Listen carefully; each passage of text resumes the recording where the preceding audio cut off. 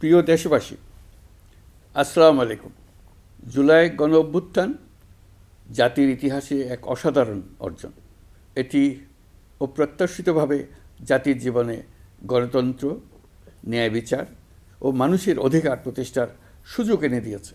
এই লক্ষ্যে আমরা এর মধ্যে বেশ কিছু সংস্কার করেছি।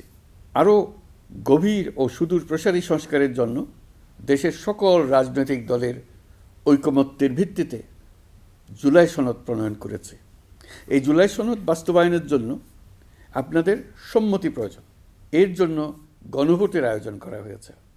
এই গণভোটে অংশ নিন, সনদে আপনার সম্মতি দেন। আগামী 12ই ফেব্রুয়ারি জাতীয় সংসদ নির্বাচনের দিনেই অনুষ্ঠিত হবে গণভোট। গণভোটে আপনি হ্যাঁ ভোট দিলে বৈষম্য, শোষণ আর নিপীড়ন থেকে মুক্ত হবে বাংলাদেশ।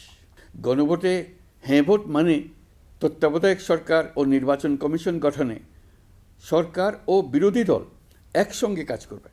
সরকার ইচ্ছামতো সংবিধান পরিবর্তন করতে পারবে না। গুরুত্বপূর্ণ পরিবর্তনের জন্য জনগণের সম্মতি নিতে হবে।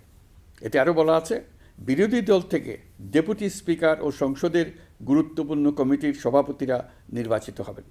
একজন ব্যক্তি সর্বোচ্চ 10 বছরের বেশি প্রধানমন্ত্রী থাকতে পারবেন না। বিচার ব্যবস্থা স্বাধীনভাবে কাজ করবে। সংসদে নারীদের প্রতিনিধিত্ব বাড়বে। ক্ষমতার ভারসাম্য রক্ষায় পার্লামেন্টে একটি উচ্চ কক্ষ গঠিত হবে। আপনার মৌলিক অধিকার আরও সুরক্ষিত হবে। রাষ্ট্রভাষা বাংলার পাশাপাশি অন্যান্য জাতিগোষ্ঠীর ভাষাও সাংবিধানিকভাবে স্বীকৃতি পাবে।